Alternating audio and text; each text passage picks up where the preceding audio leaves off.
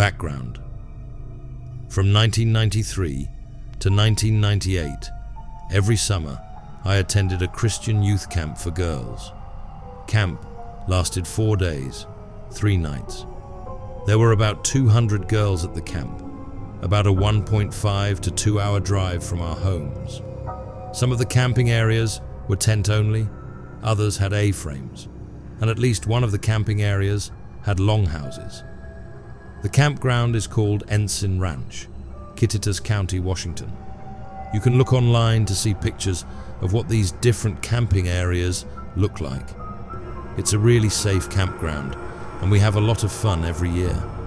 In the evenings, we would tell spooky stories, pretty typical stuff for youth camps. Apologies for the long post. I want the details to be clear. On the last night of camp in 1996, I was 15 at the time. There were several of us girls on the top level of our longhouse. It was past bedtime, so we were quietly telling scary stories. I had told a couple, one with the help of a friend. I'll call her Lily. I don't remember the specific stories from that night, just typical, and the hook was hanging from the car door stuff. After a couple of hours of spooky stories, someone else was talking, and I was getting really tired and could hardly keep my eyes open. Then some of the girls asked me to tell one more story. So I start telling a story, making it up as I go. Just a typical on a dark night, in the woods, not far from here. Type of beginning. Next thing I know, I wake up, lying flat on my back. As I'm waking, I realize I'm still talking, but once I became aware of my own talking, I couldn't remember what I was saying or trying to say. I was fully awake then. I finished by lamely saying something like, "They all died. The end." I looked around me at the girls, who were all staring wide-eyed at me. A couple of the girls were quietly crying, mouths open in horror, with tears streaming down their faces. My friend Lily whispered, "That was the creepiest thing I've ever heard." The girls that weren't crying nodded in agreement. I said I was tired and we should all go to bed.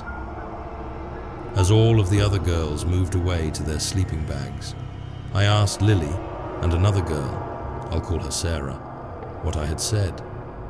I admitted to them that I had fallen asleep and couldn't remember anything. Lily and Sarah exchanged glances, and Lily paused before saying, "That just makes it worse." Sarah nodded in agreement and said she didn't want to retell it because it was that creepy. Now, at this point, if it had been just Lily and 1 or 2 of the other girls that were in that group, I would have thought they had realized I was asleep and were just messing with me. But Sarah was, and still is, a very serious person who doesn't have much of a sense of humor, doesn't like pranks, even innocent ones, and is honest almost to a fault. So I went to sleep, feeling unnerved but exhausted. A few hours later, I was being shaken awake by one of the adult camp leaders. She told me to gather my things and follow her. I sleepily and awkwardly carried my stuff down the ladder, then followed her outside. 2 other camp leaders were standing next to a tent. They told me to put my items inside and then come talk to them. Inside the tent were 2 of the younger girls, 12 or 13, who had been listening to the scary stories and who had been crying when I woke up. They wouldn't look at me, just lay there sobbing. When I went back outside to talk to the leaders, they said Lily had showed up at their tent with the 2 sobbing girls. The girls were crying and kept saying they wanted their parents to come get them. Lily explained about the scary stories and about mine being the one that made them cry. The leaders asked me what I had said. I admitted I had fallen asleep and honestly didn't know. The leaders said Lily refused to tell them what I said, and the 2 girls just sobbed harder the more they tried to talk to them. They explained to the girls that they weren't going to call and wake their parents at 3 a.m. and have them drive over an hour just because of spooky stories. Plus, we were all going home the next day. As punishment for scaring the girls, the leaders made me sleep in the tent with them, while the leaders went to sleep in the longhouse. The girls cried for a bit, and then we all fell asleep. They were both gone from the tent when I awoke in the morning. To this day, I have no idea what creepy story I told. No one that was there has ever been willing to tell me any of the details. Several years afterward, Lily told me that she would randomly have nightmares because of it. The only details I ever had answered were, my voice sounded the same as usual, my eyes remained closed for the majority of the story, which creeped them out more, and the story was coherent and made sense up until the end, when I lamely finished speaking. Again, if it had only been Lily and a few of the other less serious girls, I would know they were just screwing with me. But Sarah and most of the other girls that were there, including one that cried most of the night, even being a part of a prank on me, just doesn't seem probable. I'm sharing this story in the hope that someone has had a similar experience or has some insight into what may be going on here. A few years ago, my best friend Jay and I decided to start exploring the desert near Debec, a tiny statutory town near our hometown with an immense span of BLM land and an adjoining wild horse preserve. We were hooked immediately.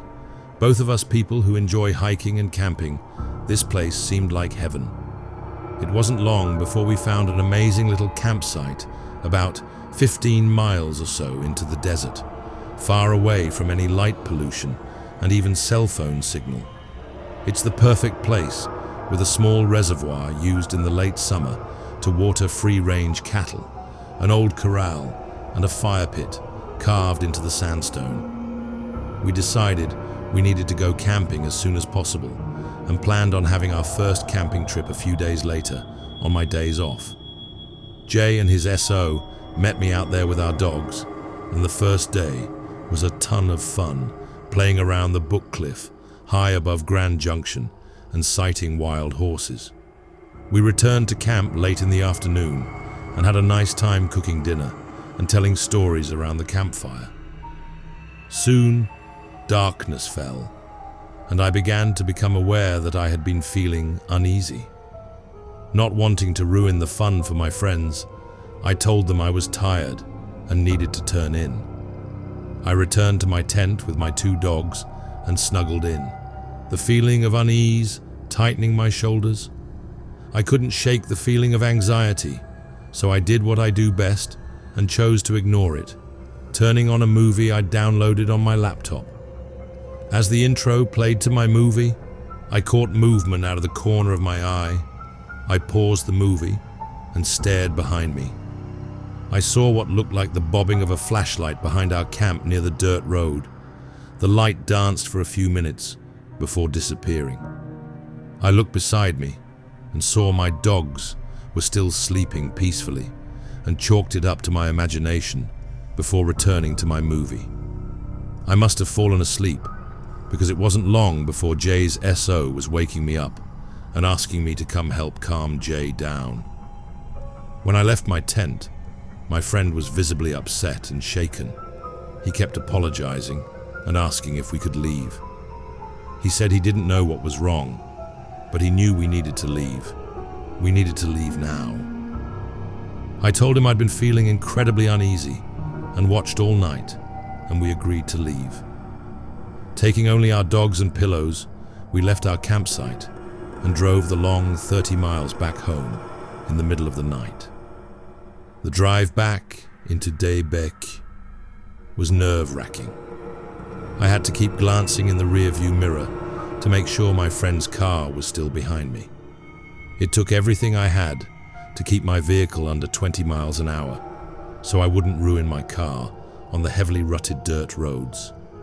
But it felt like we were being chased away. The next day, Jay decided to go back. Both his SO and I had to work that day, so he drove out to the campsite. Everything was as it should be. No animals had touched our stuff or even tried to get into the cooler. but he said he still felt watched and as if something wasn't right. A few weeks later, a friend of Jay's was in town visiting and wanted to go camping, so Jay took him back to the spot near the reservoir. He said he experienced the same feeling, laying there in his tent, his whole body screaming out in anxiety. He said his whole body was tense, and he had the overwhelming feeling that if he were to close his eyes, something horrible would happen. So he left his tent, not wanting to wake his friend, and decided to take a stroll at the campsite. Before long, he found himself down by the reservoir. That is when he saw a small but brightly intense light darting and dancing back and forth, tucked into the valley below the Grand Mesa. Going from east to west, it darted and whirled around. He said the feeling of fear and unease was so intense, he went back to his tent without watching to see if the light went away. We have both had a handful of odd experiences out there following these incidents. I've taken several friends and family members out there to experience the beauty. One summer, I was seeing a guy who was interested in checking the area out, so I took him to a spot where we could park my car and explore near the Twin Peaks. We started walking up an oil field admin road when I was overcome with the urge to climb up the sandstone rockfall at the base of the mountain.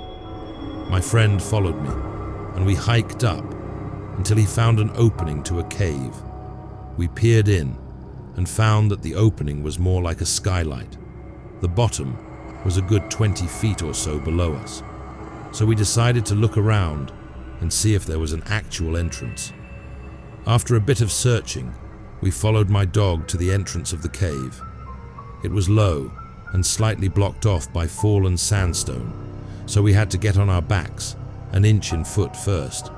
When we got in, we saw that we were only in a smaller antechamber, but the smell of something decaying and the feeling of unease we felt told us to leave, so we did.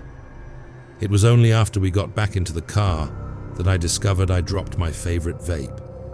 It's been 2 years since I lost it, but every time I'm around there, I have the overwhelming urge to return. On one occasion, my mom and I took our dogs out to the desert to run free. I took her to a cool rock outcropping I call Castle Rock. We hiked up the rock structure and started to make our way around it when we noticed the base of this rock structure was littered with small bones of every variety. This creeped my mom out heavily, but I am sort of a goblin by nature, so I started picking through them for things to take home. My mom told me she didn't feel right and wanted to walk back down to the Jeep. I told her to please hold on a minute. I'd been wanting to check this place out, so she stayed while I hiked up the right side of the structure. I found some cool rocks, took some pictures, and enjoyed the view from on top of the rocks before heading down. When I got back to my mum, she was extremely upset, saying she'd been yelling for me the whole time and that she couldn't find me anywhere. I laughed her off and told her I was thirsty, so we returned to her Jeep. As soon as we got in, we noticed a volleyball in front of her vehicle, maybe 3 feet in front of her Jeep, right where we'd walked past, with no footprints of any indication how it had gotten there. There have been several other strange occurrences, but nothing ever really seems to happen. Only eerie feelings, occasional lights, and the feeling someone is watching you. But I always manage to convince myself that there isn't really anything going on besides an overactive imagination, and I always return. I'm incredibly drawn to the area, like nothing I've experienced before. I've even taken a couple of solo camping trips, despite being a single female by myself. But I always return, even after promising my best friend and my sister that I wouldn't go out there alone anymore. I always do. Jay refuses to go camping out there anymore, and it takes a great deal of effort to convince me to go explore anymore. Despite the fact that he has hitchhiked from Michigan to Colorado, done solo backpacking, and more, he can't stand it. Besides the feeling of being watched when I'm out there, the fixation, bordering on obsession with this place, kind of makes me nervous. I always feel like I'm searching for something when I'm out there, leading me to go to new places and check out new areas. In the long winter months, when I can no longer make it out to the desert, I will find myself mindlessly scrolling on Google Earth. I've gotten good at finding my way along the dirt roads, LOL. If anyone has any ideas, I would be grateful. I don't know if I'm just being stupid with continuing to go out there or not, but I would appreciate any advice given. Thank you. Please show your support by subscribe to our YouTube channel and like the video. This really helps us a lot. I upload daily horror stories, so make sure to press the bell icon.